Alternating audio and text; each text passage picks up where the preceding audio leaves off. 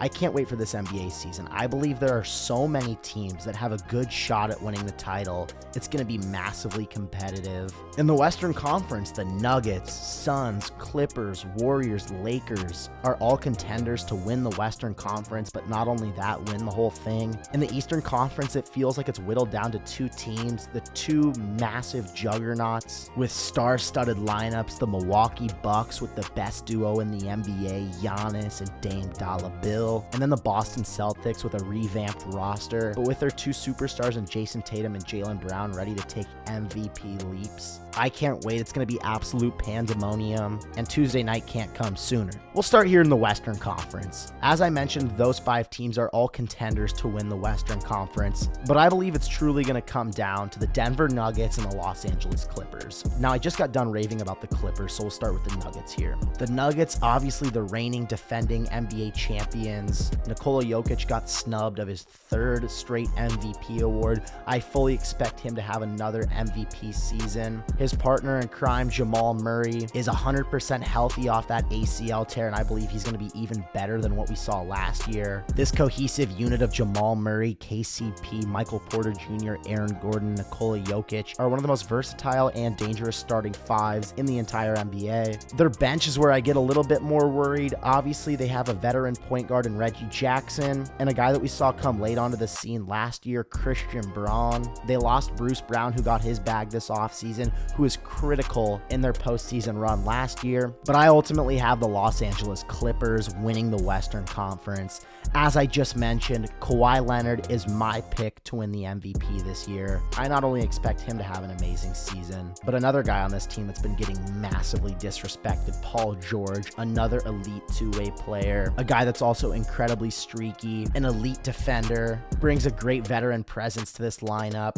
I think PG and Kawhi will have massive seasons, and maybe the piece that I'm most excited about on this team, Russell Westbrook. When George and Leonard were both injured in the postseason last year, Russell Westbrook did a darn good job of keeping the Clippers in practically every game and making this a competitive series. I think all 3 of these guys are perfect to play together. 3 disrespected stars who have all been kicked to the curb but have a lot to prove. I can't wait. Not only that, they're one of the most deep teams in the league. Coming off the bench, Terrence Mann, a massively improved point guard. We saw him do big things last season. Another guy I'm looking at, Norman Powell. He was huge in the postseason last year. Many people forget he gave this Clippers team 17 a game last year. They still have Batum off the bench and a great backup center in Mason Plumlee. And they also have Bones Highland, another very streaky young scorer. This team's biggest problem this upcoming playoffs is going to be what their rotation looks like. Obviously, as the postseason rosters start to shrink, and you see some of these bench guys start to get less playing time, but I believe the Clippers have so many interchangeable pieces that make this team so much more dynamic. Now we move to the Eastern Conference, where we'll have an eventual matchup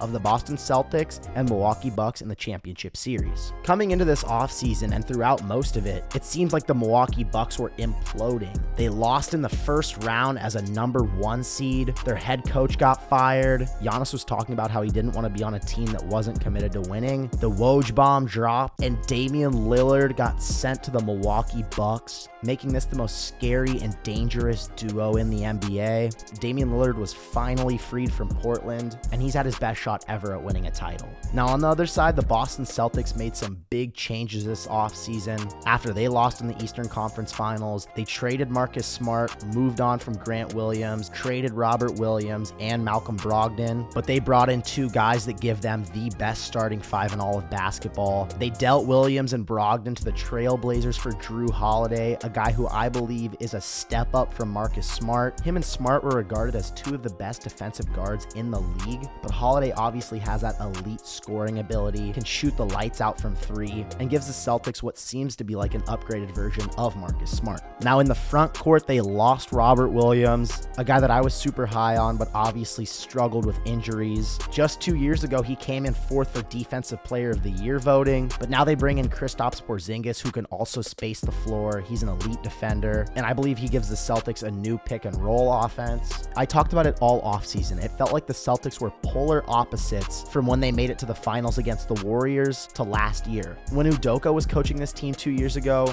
they were prefaced on playing elite defense, suffocating the ball at the point of attack, and it worked really well for them. Last year with Mazzulla as the head coach, they were very very three-point dependent, and deservedly so. They had one of the best three-point shooting teams in all of the NBA, but when the shots weren't falling, this team looked lost. I think the Celtics have their old identity back. Not only do they have the best starting five in basketball, but I believe they have the best defensive starting five in basketball. I ultimately think that the Celtics win this series against the Bucks in the Eastern Conference Finals. Not many people are talking about this, but I believe that the Bucks backcourt defense will be exposed at one point or another. Damian Lillard and Pat Connaughton aren't good enough to guard some of these great scoring guards in the league. I also just don't like how they match up against the Celtics. What do they do with Brook Lopez and Giannis? In the playoff series and other games, we've seen Giannis guard Tatum. Tatum's really been able to take advantage of this matchup on the offensive side of the ball, but regardless, I think this should be an amazing series where I have the Boston Celtics against the Los Angeles Clippers in the finals. Two teams that have so much on the line. Jason Tatum and Jaylen Brown chasing their first ring. Kawhi Leonard chasing his third ring on a third different team. Paul George chasing his first ever ring. And I expect this series to be somewhat lopsided. I think the Boston Celtics take their toughest punch against the Milwaukee Bucks. I believe at this point in the season, we'll see the cohesiveness of this team. Jason Tatum's ability to take over games. This team has no holes, and I believe that they will win the 2024 NBA Finals. I'm Caden Kubler, and that's my take.